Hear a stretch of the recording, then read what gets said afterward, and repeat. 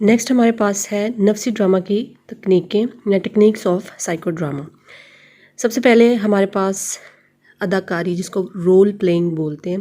Number 2 पे इसको role reversal बोलते हैं। नंबर 3 पे है खुद कलामी सॉलिलॉकी जिसको बोलते हैं। नंबर 4 पे है मुआवनीन से फ़र्द का किरदार अदा करवाना या दोहरी तकनीक भी इसको बोला जाता है, जिसको इंग्लिश में डबल टेक्निक बोलते हैं। नंबर 5 पे हमारे पास है अक्सी तरीका यानी जिसको मिरर टेक्निक बोलते हैं। फिर है नंबर 6 पे अकबी तबसरा जिसको क्रिटिसिज्म बिहाइंड द बैक भी बोलते हैं। नंबर 7 पे हमारे पास है खाली कुर्सी जिसको एम्प्टी चेयर बोलते हैं। नंबर 8 पे है ख्वाबों का अमली आदा जिसको ड्रीम टेक्निक बोलते हैं। नंबर 9 पे है बलाई मुकाम से जायज़ा जिसको हाई चेयर टेक्निक बोलते हैं। और नंबर 10 पे हमारे पास है गैर मुतवक्का खुशी देने का तरीका जिसको मैजिक शॉक बोला जाता है। और ये सिर्फ 10 ही नहीं है, सारी तकनीकें जो ज़्यादा कामयाब साबित हुई हैं ये वो हैं, ठीक है। उनमें से चुन के आपके लिए 10 जो हैं वो पेश की जाती हैं, जो कि मोस्टली पेपर्स में या रीडिंग में आप बुक्स में देखेंगे आपको यही मिलेंगी या मिलती जुलती मिलेंगी। अगर आपको कोई और भी इनकी जगह पढ़ने को मिले तो आपने कंफ्यूज नहीं होना कि ये कौन सी है। एक हमारे पास है रोल प्लेइंग। अब इस रोल प्लेइंग को सेल्फ प्रेजेंटेशन भी बोला जाता है। अगर आपको रोल प्लेइंग की जगह सेल्फ प्रेजेंटेशन कहीं पढ़ने को मिले तो इसका मतलब भी यही होता है, ठीक है। Role playing is another method in which the client portrays a person or object that is problematic to him or her। अब इसमें क्या होता है, इसको मैं अगर तफसील से आपको बताऊं तो इसमें जो मौकल होता है या क्लाइंट जिसको बोला जाता है वो अपनी सेल्फ प्रेजेंटेशन करता है। अब इस रोल प्लेइंग की जो है वो मैं इबारत जो है उर्दू में आपको साथ में पढ़ देती हूँ ताकि आपको समझने में आसानी रह जाए, ठीक है जी। रोल प्लेइंग अब उर्दू में क्या है कि इस ज़ाब्ते में फ़र्द को इसका ज़ाती किरदार ही अदा करने को कहा जाता है, जो उसका मुख्तलिफ मौके स्टेज पर पेश किए जाते हैं, ठीक है। और इससे इसके हकीकी मनसब यानी रोल की अदायगी करवाई जाती है। यानी फ़र्द हकीकत में अपने दफ्तरी अमूर कैसे निपटाता है, अगर वो बाल बच्चेदार है तो अपने बच्चों के साथ क्या रवैया रखता है। मोक्कल को अपनी वालदा या वालिद के सामने हकीकी बेटे या बेटी का रोल अदा करने को भी कहा जा सकता है। रोल प्लेइंग में क्या होता है कि हकीकी किरदार, ठीक है, इसका मरकज़ी ख्याल आप ये कह सकते हैं कि इंसान जो फ़र्द है, जो क्लाइंट है, उसको उसका हकीकी किरदार अदा करने को कहा जाता है। जहाँ भी उसके जो इंटरपर्सनल रिलेशंस हैं उसमें जिसमें प्रॉब्लम है, जिस इंसान के साथ है, वही हकीकी किरदार उसको दिया जाता है और वही प्रॉब्लम्स उसको डिस्कस करने के लिए जो है वो पेश की जाती हैं, ठीक है। नंबर 2 पे हमारे पास है रोल रिवर्सल। रोल रिवर्सल को उर्दू में हम कहते हैं ताकुस किरदार, ठीक है जी। यानी कि जो ओरिजिनल किरदार है उसका उसके बरअक्स उसको किरदार देना अदा करने के लिए, ठीक है। हीरो का किरदार नहीं, वो किरदार जिसके साथ उसको मसला है, जिसकी वजह से वो नफसियाती मरीज़ हुआ है, जिस मसले की वजह से या जिस इंसान की वजह से वो नफसियाती मरीज़ हुआ है, उसे उसका किरदार अदा करने के लिए इसमें दिया जाता है। तो चलिए देखते हैं, पढ़ते हैं। Role reversal is a technique in which a client is asked to portray another person while a second actor portray the client in the particular scene, ठीक है। किसी दूसरे को दिया जाता है कि वो क्लाइंट का किरदार अदा करे और उसे कहा जाता है कि वो किसी दूसरे इंसान का किरदार अदा करे जिसके साथ उसको मसला है, ठीक है। This is not only prompts the client to think as the other person but also has some of the benefits of mirroring as the client see him or herself as portrayed by the second actor। अब इसमें क्या है कि ये ज़ाब्ता पहले ज़ाब्ते के बिल्कुल उल्ट है। इस तरीके कार में फ़र्द को इसके किरदार के बरअक्स किरदार अदा करने को दिया जाता है। मसलन अफसर को मातहत का किरदार देना, मातहत को अफसर का, तालिब इल्म को उस्ताद का किरदार दे देना और इस उस्ताद को तालिब इल्म का किरदार दे देना। बाप को बेटे का या बेटे को इसके बाप का किरदार अदा करने को कहना ताकुस किरदार कहलाता है। यानी माखज़ इसका ये है कि वो किरदार उसको अदा करने को दिया जाता है जिसके साथ उसको मसला होता है। यानी कि अगर तो एम्प्लॉई है तो उसको अपने बॉस के साथ अगर कोई मसला है, कोई नफसियाती उसको टेंशन चल रही है या जिसकी वजह से उसको नफसियाती मसला हुआ है, उसे बॉस का किरदार दे देते हैं, ठीक है। और जो दूसरा ऑक्सिलरी होता है उसमें से किसी को क्लाइंट वाला किरदार दे देते हैं।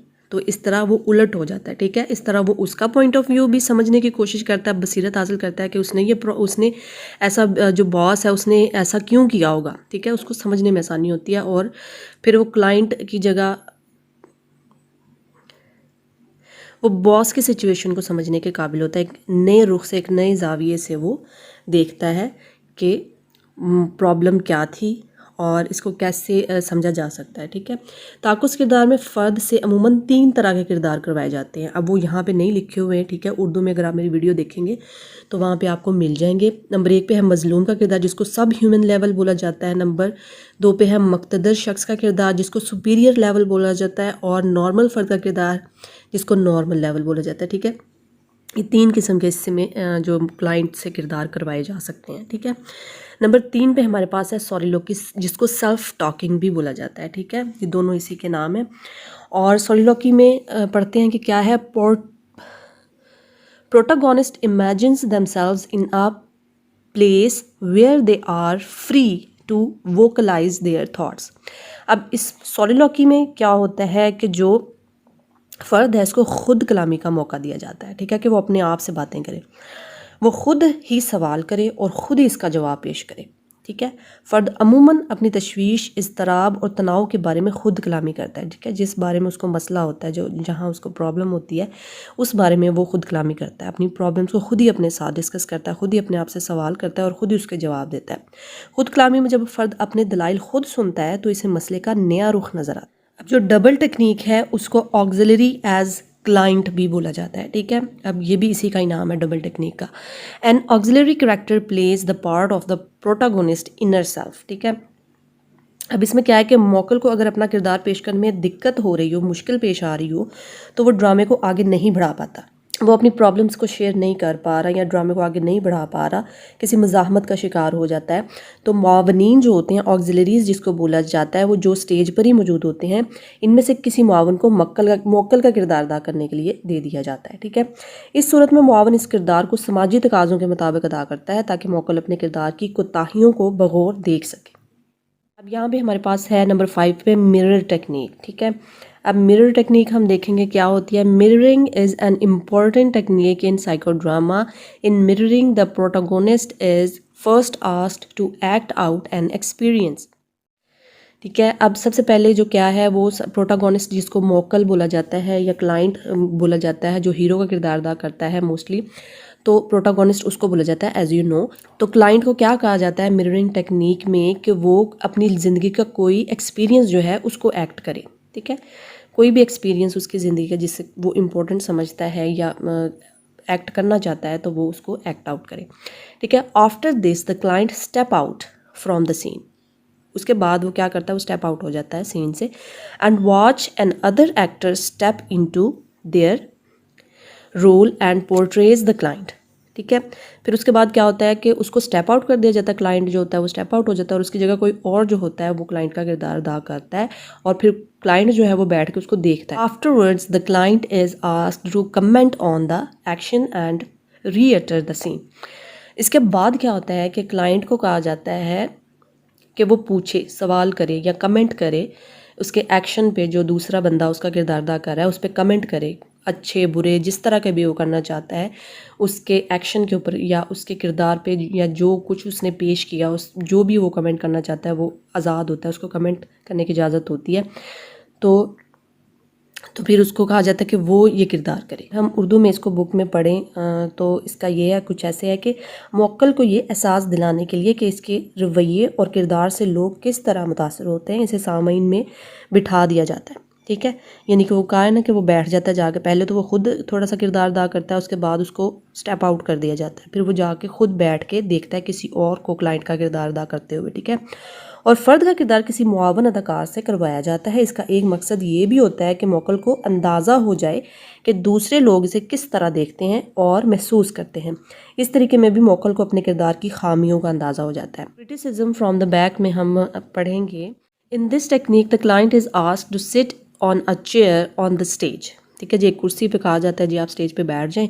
The audience can see the back of the chair and the audience talks about the patient from behind the chair. ठीक है, कुर्सी की बैक जो होती है वो ऑडियंस की तरफ होती है और उसके ऊपर क्लाइंट जो है वो बैठा होता है, और जो ऑडियंस होती है वो पेशेंट से बातें करती है। ठीक है, from behind.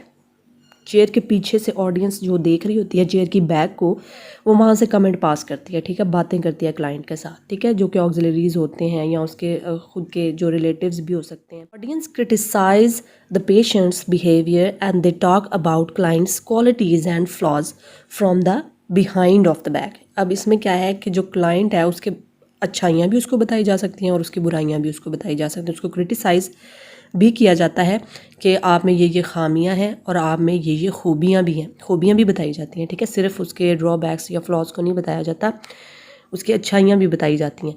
Through this technique the client can understand different factors of his और हर पर्सनैलिटी, ठीक है, जिससे उसको अपने किरदार के मुख्तलिफ जो पहलू होते हैं उनका अंदाज़ा हो जाता है और इस तबसरे की मदद से फ़र्द को अपनी शख्सियत से आगाही होती है, सेल्फ अवेयरनेस हो जाती है इस तकनीक के ज़रिए।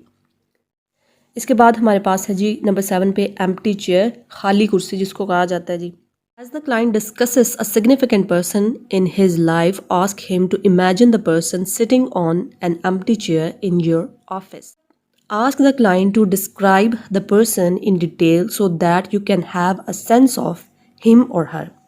अब इसमें क्या होता है कि मौकल को स्टेज पर बिठा दिया जाता है, एक खाली कुर्सी सामने रख दी जाती है, ठीक है।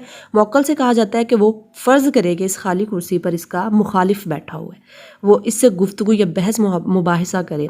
इस तकनीक से मौलिज को मौकल के पोशीदा मसाइल से आगाही हासिल होती है, ठीक है जी। वो खाली कुर्सी से बातें करता है। इस पैरे में क्या कह रहा है कि क्लाइंट जो है उसको कहा जाता है कि वो डिस्कस करे कि उसके ऑफिस में इस एम्प्टी चेयर पर कोई शख्स, सिग्निफिकेंट शख्स जो है वो बैठा हुआ है और उसके साथ उसने बातें करनी है, इमेजिन करना है कि कोई शख्स इस पे बैठा हुआ है, ठीक है। Ask the client to describe the person in detail, और कहा जाता है क्लाइंट को कि इस जो पर्सन है इस खाली कुर्सी पे बैठा हुआ है जो सिग्निफिकेंट पर्सन, उसके बारे में डिस्क्राइब करे, उसके बारे में बताए हमें कि वो कौन है, so that you can have a sense of him और हर, और इससे क्या होता है कि उससे सेंस हो जाती है कि वो कौन बंदा है, कौन इंसान है, ठीक है। Then ask the client to step over into the seat so that you can ask a couple of questions. फिर उसको क्या कहा जाता है कि वो questions पूछे उससे, again to better understand what the person is like, कि इस बारे में बेहतर समझने के लिए कि वो कैसा इंसान है, ठीक है। You can ask the client to choose a scarf or prop to symbolize the role, ठीक है। उसको कहा जाता है कि वो कोई प्रॉप यूज़ कर सकता है, कोई स्कार्फ या उससे रिलेटेड कोई चीज़ इस्तेमाल कर सकता है जो उसे उस बंदे की जो है वो निशानदेही कर सके, सिंबलाइज कर सके उसको उस प्रॉप के ज़रिए। नेक्स्ट हमारे पास नंबर 8 पे high chair technique. In this technique the client is asked to sit on a high chair और is asked to stand on a high place on the stage, ठीक है। इसमें क्या होता है कि क्लाइंट जो होता है उसको या तो स्टेज पे किसी ऊंची जगह पे खड़ा कर दिया जाता है या फिर उसको किसी ऊंची जगह पे कुर्सी पड़ी होती है उसको वहाँ पे बिठा दिया जाता है उस कुर्सी के ऊपर, ठीक है। Through this technique client creates the feelings of power superiority in him और हर, ठीक है। अब इस टेक्निक के ज़रिए क्या होता है कि क्लाइंट के अंदर जो है वो पैदा होती हैं कौन सी फीलिंग्स, ताकत की, ठीक है, बर्तरी की फीलिंग्स उसके अंदर जो हैं वो पैदा होती हैं, ठीक है। अपने आप को पावरफुल समझता है, ताकतवर समझता है कि मैं कोई बहुत ताकतवर इंसान बन गया हूँ, ठीक है। Client feels himself powerful as compare to others, ठीक है, दूसरों के मुकाबले में वो खुद को एक ताकतवर इंसान जो है वो समझ रहा होता है। एंड थिंक्स, और क्या सोचता है कि he can take revenge from the world, और ताकतवर अपने आप को समझने के बाद वो क्या सोचता है कि वो दूसरे इंसानों से, पूरी दुनिया से अपना क्या रिवेंज ले सकता है, अपना बदला ले सकता है, उसके अंदर इतनी ताकत है। He becomes able to use his skills through this technique.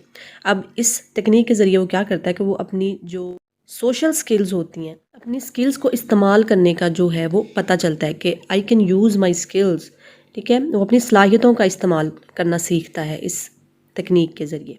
Through this technique client overcomes his feelings of inferiority complex, ठीक है। अब इस टेक्निक के ज़रिए क्या होता है, इस टेक्निक के ज़रिए वो इन्फीरियोरिटी कॉम्प्लेक्स जो उसके अंदर मौजूद होता है उसको वो ओवरकम करता है, उसको ख़त्म कर देता है। इस टेक्निक का मकसद है इन्फीरियोरिटी कॉम्प्लेक्स को ख़त्म करना, उसको ये बावर कराना कि उसके अंदर सलाहियतें मौजूद हैं, वो किसी से कमतर नहीं है, ठीक है, वो भी पावरफुल है, वो भी जो चाहे वो कर सकता है, एक हेल्दी माशरे में रहते हुए हेल्दी किरदार अदा कर सकता है। नेक्स्ट हमारे पास नंबर 9 पे है the magic shop. A warm-up technique in which the participant imagines themselves in shop full of jars which contain different personality traits.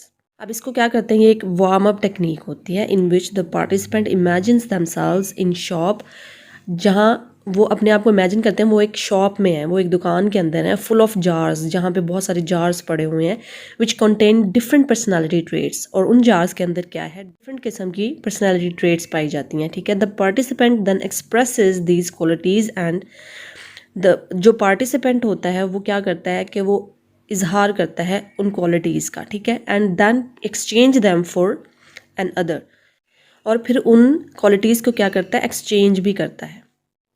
Next हमारे पास है नंबर 10 पे ड्रीम टेक्निक, लास्ट टेक्निक है अगर आप थेरेपी को देखें तो, अदरवाइज़ इसकी और भी टेक्निक्स बहुत ज़्यादा मौजूद हैं, और उनमें से जो 10 हैं मोस्टली बुक्स में 7 to 8 भी होती हैं, लेकिन मैंने आपके साथ 10 जो हैं वो मोस्ट पॉपुलर जो हैं वो शेयर की हैं। ड्रीम टेक्निक, उसमें हर एक बुक में आपको ड्रीम टेक्निक तो लाजमी मिलेगी।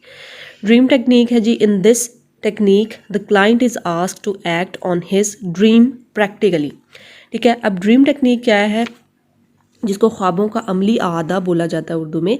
इसमें मौकल से कहा जाता है कि वो स्टेज पर अपने ख्वाब को ड्रामे की सूरत में पेश करे, ठीक है, उसको सुनाए नहीं, उसको एक्ट करके पेश करे। ख्वाब के दौरान जो कुछ इसने देखा या महसूस किया होता है, इसकी अदायगी के लिए मुआवन अदाकार, जिनको ऑक्सिलरीज बोला जाता है, भी इसमें शामिल होते हैं। फर्द को अपना ख्वाब तब्दील करने की भी इजाज़त होती है, वो अपना ख्वाब तब्दील भी कर सकता है, ठीक है। ख्वाब का ड्रामा बनाने से फ़र्द अपनी ख्वाहिशात को अमली शक्ल में देख सकता है, ठीक है। इसके फ़ायदे क्या हैं इस टेक्निक के, और ये भी अंदाज़ा लगा सकता है कि कौन सी ख्वाहिशात काबिल अमल हैं और कौन सी नहीं है। दर्ज वाला तमाम ज़ाब्ते या तरीक़े का मकसद अदाकारी के ज़रिए मौकल के मसाइल, उसके ख्वाहिशात, रुकावटों और मुज़ाहमतों को जानना होता है, ठीक है। इसके बाद ड्रामे की शक्ल में ही इनका हल भी पेश किया जाता है। I hope you like the video. Please video को लाइक ज़रूर कर दिया करें और शेयर करें अपने फ्रेंड्स के साथ, और कमेंट बॉक्स में लाजमी कमेंट करके मुझे बताया करें कि आपको वीडियो कैसी लगी। मैं बहुत, यकीन करें, मैं बहुत मेहनत से बनाती हूँ वीडियो आपके लिए, तो अगर कमी कोताही कहीं हो जाए, कहीं गलती हो जाए मेरे से, हालांकि मैं बहुत कॉन्शियस होकर बनाती हूँ, तो फिर भी इंसान गलती हो जाए तो प्लीज़ माफ़ कर दीजिए और दुआओं में ज़रूर याद रखिएगा। अल्लाह हाफ़िज़।